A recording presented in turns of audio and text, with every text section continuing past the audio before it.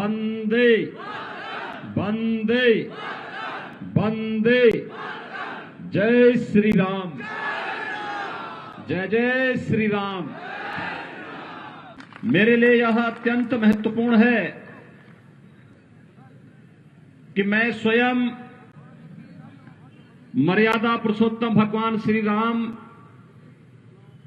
और लीलाधारी भगवान श्री कृष्ण की पावन धरती से परमहंस राम कृष्ण जी की इस पावन धरती पर आया हूं। इसके लिए मैं आप सबका हृदय से अभिनंदन करता हूं, स्वागत करता हूं।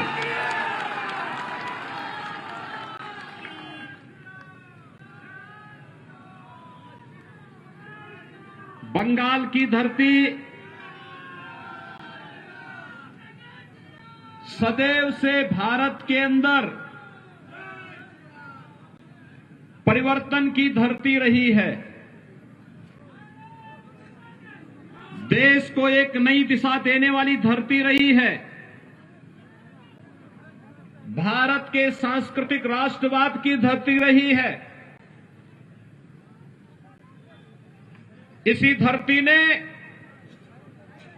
रामकृष्ण परमहंस को देश को दिया, दुनिया को दिया। स्वामी विवेकानंद को इस धरती ने दिया, गुरुदेव रविंद्रनाथ टैगोर को इस धरती ने दिया,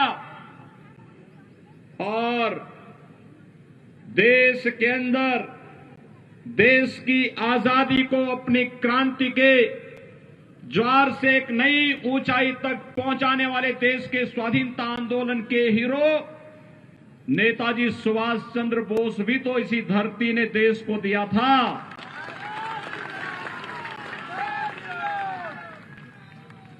भारतीय जनसंघ के संस्थापक अध्यक्ष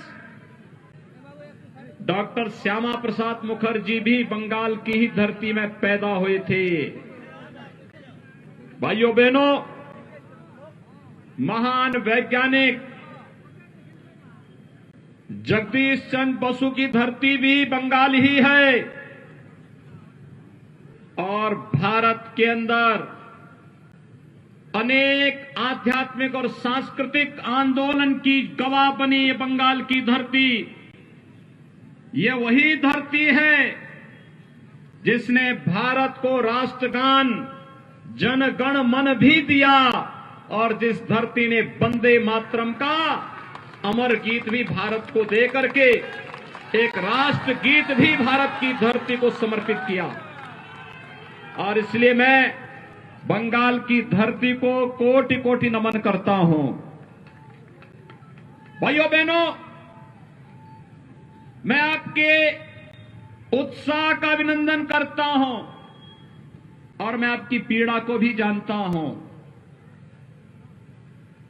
लेकिन ये पीड़ा ज्यादा दिन तक अब नहीं रहने वाली है। इसी का समाधान करने के लिए भारतीय जनता पार्टी आपके पास आई है, और आपसे कहने के लिए आई है।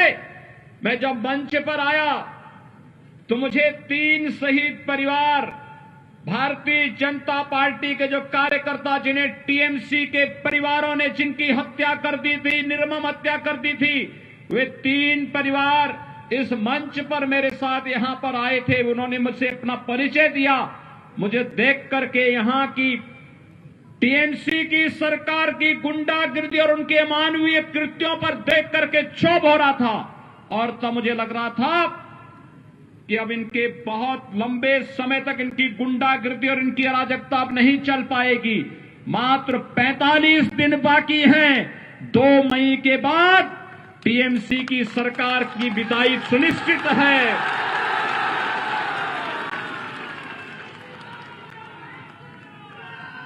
ये तीनों परिवार, मोनिका कुमार,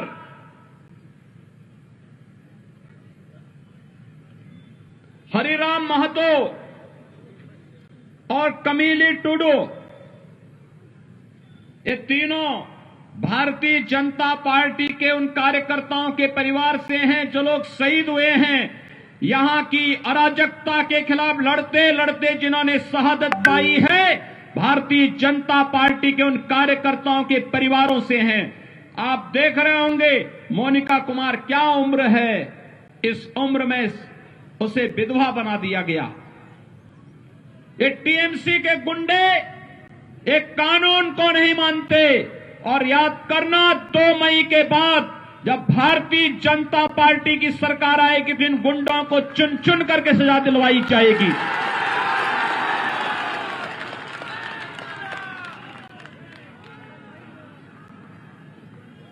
श्रीमती कमीली टुडू को देखो, इस उम्र में भी उसके साथ, और श्री हरिराम महतो जिनके परिवार के सदस्य की हत्या इसलिए कर दी थी क्योंकि वो चाहते थे कि यहां पर बंगाल के अंदर बंगाल के गरीबों को भी शासन की सुविधा का लाभ मिलना चाहिए, और ये कार्य भारतीय जनता पार्टी कर सकती है। इसलिए टीएमसी के गुंडों ने उनकी निर्मम हत्या कर दी थी। भाइयों बहनों, यह अराजकता बहुत दिनों तक नहीं चलेगी, और इसीलिए आज आप सबका आह्वान करने के लिए मैं आया हूं। याद करिए, 2019 में भी मैं यहां आया था, और पुरुलिया में तब मेरे कार्यक्रम को यहां की मुख्यमंत्री ने उस पर पाबंदी लगा दी थी, मेरा हेलीकॉप्टर नहीं उतरने दिया था। और तब मैंने झारखंड में हेलीकॉप्टर उतार करके 35 किलोमीटर सड़क मार्ग से मैं यहां आया था, और तब भी मैंने आपके उत्साह को देखा था, और उस उत्साह के लिए आपका अभिनंदन करने के लिए आज मैं यहां पर आया हूं। जब बंगाल में चुनाव प्रचार का शुभारंभ करना था तो मैंने कहा पुरुलिया से ही करूंगा।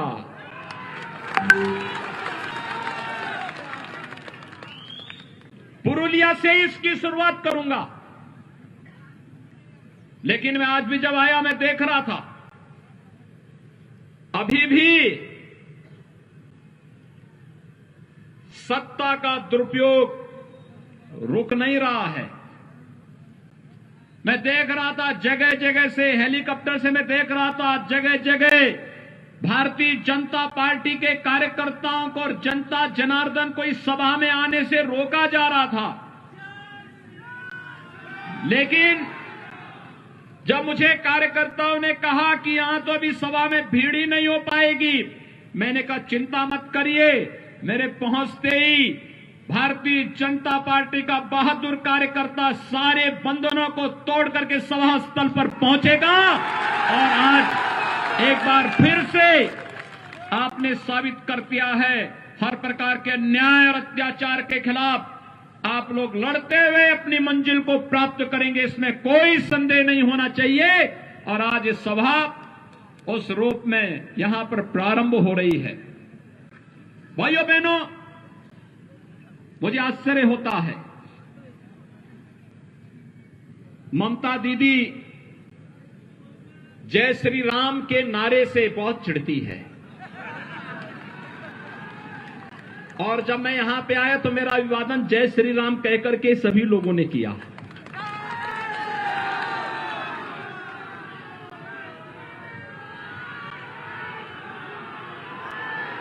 मुझे आश्चर्य होता है।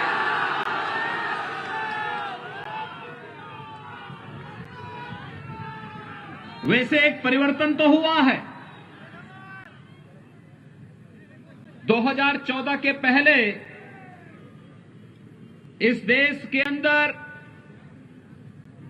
एक ऐसी पीढ़ी, एक ऐसी नस्ल पैदा हो गई थी बड़ी संख्या में, जो मंदिरों में जाने को ये मानते थे कि उनके सेकुलरिज्म इससे खतरे में पड़ जाएगा।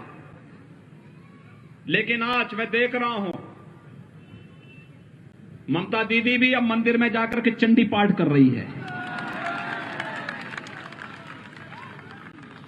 ये परिवर्तन है ना, ये है नया भारत। हर व्यक्ति को भगवान की शरण में जाना ही पड़ेगा।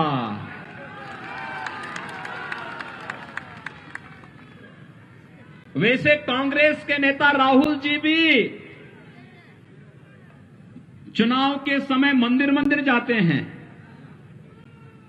और एक जगह तो मंदिर में ऐसे बैठ गए कि उनको पुजारी को टोकना पड़ा, कह रहे ये मंदिर है, आसन ठीक ढंग से बैठिए। वो ऐसे बैठ रहे थे जैसे कोई नमाज पढ़ने के लिए बैठता है। तो पुजारी को समझाना पड़ा, कहा भाई ये मंदिर है, पवित्र स्थान है, और यहां की पवित्रता और यहां की मर्यादा का ख्याल रखो। लेकिन कम से कम सबका साथ सबके विकास के मोदी जी के मंत्र ने गरीबों को मकान भी दिया, विद्युत कनेक्शन भी दिया, स्वास्थ्य की सुविधा भी दी, किसानों को किसान सम्मान निधि भी देश के अंदर दिया, और सभी लोगों को आपकी आस्था का सम्मान करने के लिए भी मजबूर कर दिया है कि आज कोई चंडी का पाठ कर रहा है, कोई मंदिरों में जाकर के दर्शन करने के लिए मजबूर हो रहा है। ये सबसे बड़ी वैचारिक विजय हम सबकी है। जब वैचारिक विजय के मंच पर हम लोग जीत चुके हैं, तो जनता जनार्दन का आशीर्वाद स्वतः ही भारतीय जनता पार्टी को प्राप्त होना है, और वही आशीर्वाद मांगने के लिए भारतीय जनता पार्टी के कार्यकर्ताओं के लिए यही आशीर्वाद प्राप्त करने के लिए आज मैं आपके बीच में यहां पर उपस्थित हुआ हूं। भाइयों बहनों, बंगाल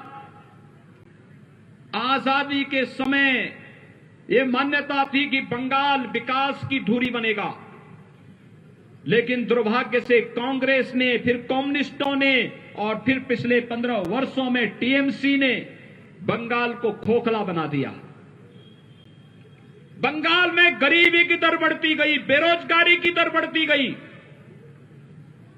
यहां पर पार्टी विशेष के कार्यकर्ताओं की गुंडागर्दी ने अव्यवस्था और अराजकता का एक तांडव किया।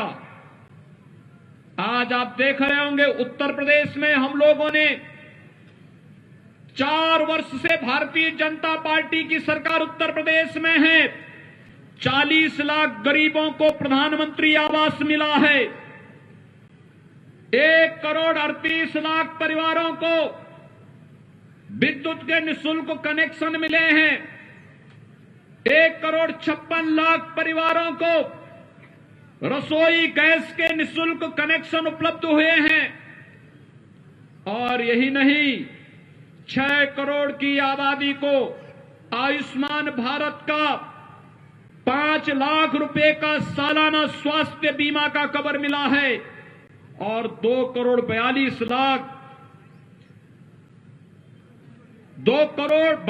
लाख किसानों को प्रधानमंत्री किसान सम्मान निधि का लाभ अकेले उत्तर प्रदेश में मिला है। भाइयों बहनों, उत्तर प्रदेश जैसे बड़े राज्य में इतनी सुविधाएं मिल सकती हैं, तो बंगाल में क्यों नहीं? बंगाल में टीएमसी की सरकार जनता को इन विकास की सुविधाओं से वंचित करना चाहती है, इन सुविधाओं को नहीं लेने देना चाहती है, और यही कारण है विकास के मोर्चे पर बंगाल पिछड़ता गया।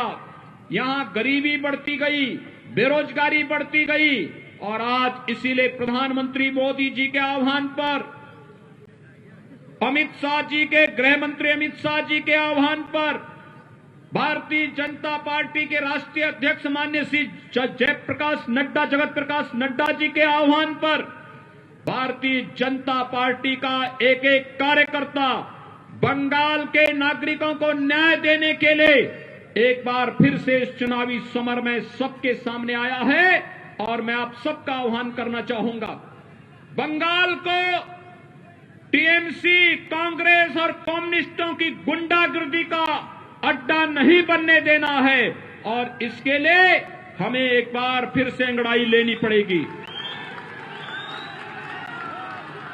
भाइयों बहनों, मुझे आश्चर्य होता है, यहां का टीएमसी की सरकार पिछले 15 वर्षों से गौ तस्करी करके गौ माता को बंगाल पहुंचा देती है, कटने के लिए पहुंचा देती है। उत्तर प्रदेश में हम गौ तस्करी भी नहीं होने देते और गाय को कटने भी नहीं देते हैं।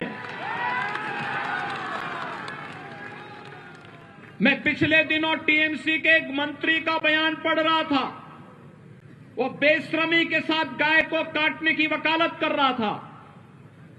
पता नहीं क्यों ममता दीदी ने उसे अपने मंत्रिमंडल में रखा था, उसको उसी दिन बर्खास्त करके बाहर का रास्ता दिखाना चाहिए था। लेकिन क्योंकि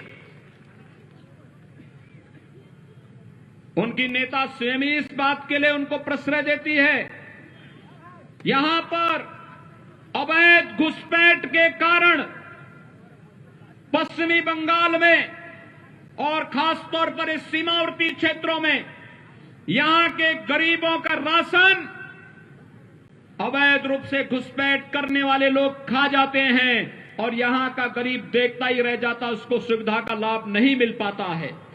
लेकिन भारतीय जनता पार्टी आज आपके सामने इन सभी समस्याओं का समाधान लेकर के आई है और इसलिए मेरी आप सबसे अपील है, भारतीय जनता पार्टी के प्रत्याशी श्री बानेश्वर महतो को भारतीय जनता पार्टी ने अपने प्रत्याशी के रूप में आपके बीच में उतारा है और मेरी आप सबसे अपील है, भाइयों बहनों, श्री बानेश्वर महतो एक जुझारू कार्यकर्ता है, आपके लिए लड़ाई लड़ने की क्षमता रखता है। यहां के सांसद श्री ज्योतिर्मय सिंह महतो के साथ मिलकर के विकास के कार्यों को एक नई ऊंचाइयों तक पहुंचाने का कार्य करेगा और इसके लिए श्री बानेश्वर महतो को भारतीय जनता पार्टी ने अपना प्रत्याशी बना करके आपके बीच में उतारा है। बानेश्वर महतो के समर्थन में आप सभी सहयोग करेंगे, हाथ खड़ा करके मेरे सामने जोर से बोलेंगे, दोनों हाथ ला करके बोलेंगे जय जय श्री राम, जय जय श्री राम। कमल चुनाव चिन्ह पर बानेश्वर महतो को भारी बहुमत से विजयी बना करके पश्चिमी बंगाल विधानसभा में भेजे और यहां पर बानेश्वर महतो और यहां पर सांसद श्री ज्योतिर्मय सिंह महतो मिलकर के यहां पर विकास, लोक कल्याणकारी योजनाओं को तो आपके पास लेकर के आएंगे ही, साथ साथ भारतीय जनता पार्टी के उन कार्यकर्ता परिवारों को भी न्याय दिलाने का काम करेंगे जो कार्यकर्ता हमारा शहीद हुआ है बंगाल के लिए और बंगाल के नागरिकों को न्याय देने के लिए शहीद हुए हैं, उन परिवारों को भी न्याय दिलाने का कार्य करेंगे। मैं एक बार फिर से आप सबका हृदय से अभिनंदन करता हूं।